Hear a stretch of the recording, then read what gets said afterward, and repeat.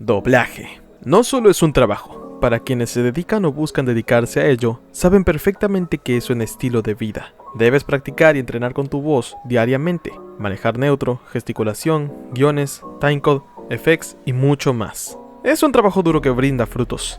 Aquellas voces mágicas que hemos escuchado en nuestra infancia y que seguimos escuchando en películas y films a día de hoy, fueron formadas y pulidas con el paso del tiempo.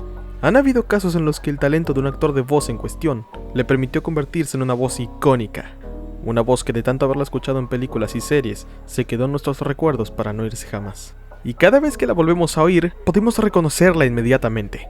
Así que el día de hoy te vengo a enseñar las 5 voces más icónicas del doblaje. Lógicamente habrán más voces que se te ocurrirán y que quizás no aparezcan en este video. Te invito a comentarlas si es que gustas. Sin más que decir, ponte cómodo y conecta tus auriculares, porque vamos a comenzar.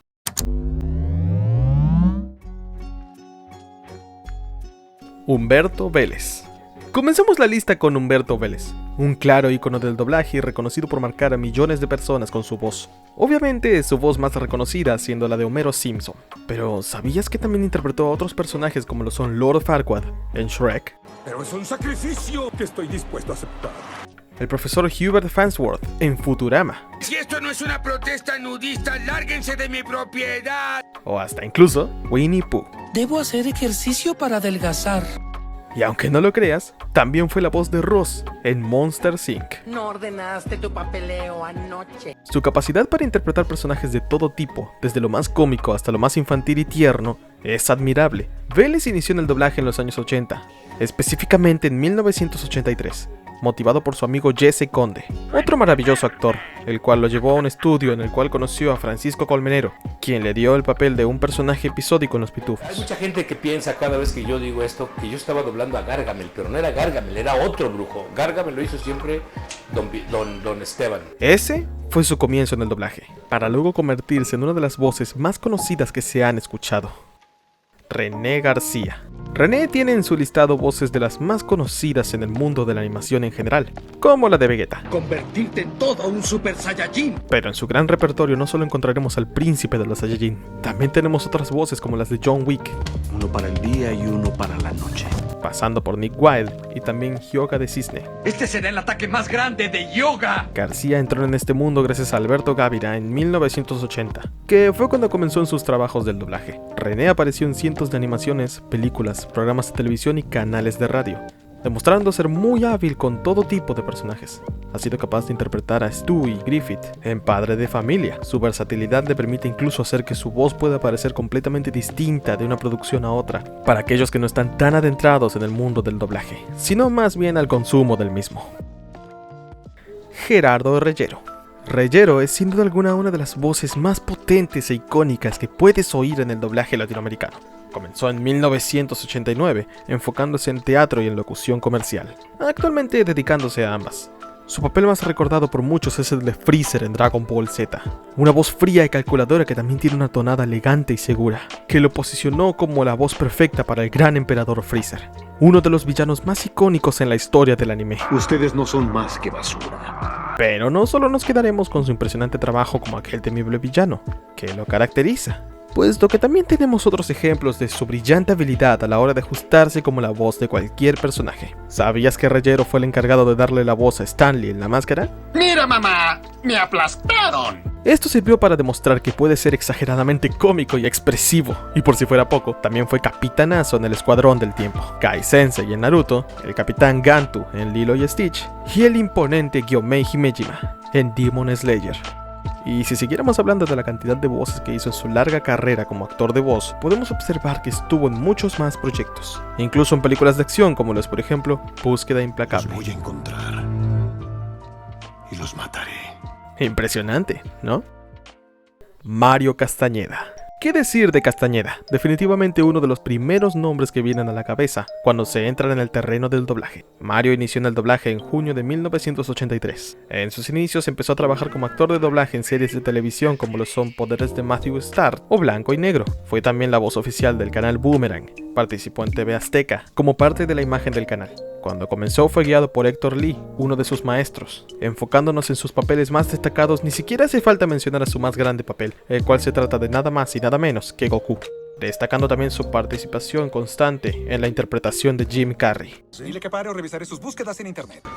¿Qué atrevidos los quieres? He tenido mejores. Don Ramón en la serie del Chavo. Y usted no me diga que me viene a cobrar la renta, ¿eh? Porque no estoy de humor para pagar la renta. Y muchos más. Estaríamos un buen rato si tenemos que hablar de la capacidad que todos conocemos de Castañeda. Su versatilidad quedó clara con el paso del tiempo. Cabe destacar que Castañeda obtuvo un reconocimiento el 11 de enero de 2019, siendo honrado en el Paseo de la Luminaria de las Galerías de la Plaza de las Estrellas en Ciudad de México, dejando sus huellas grabadas en bronce. Reconocimiento que se le dio en el marco de estreno de la película de Dragon Ball Super Broly.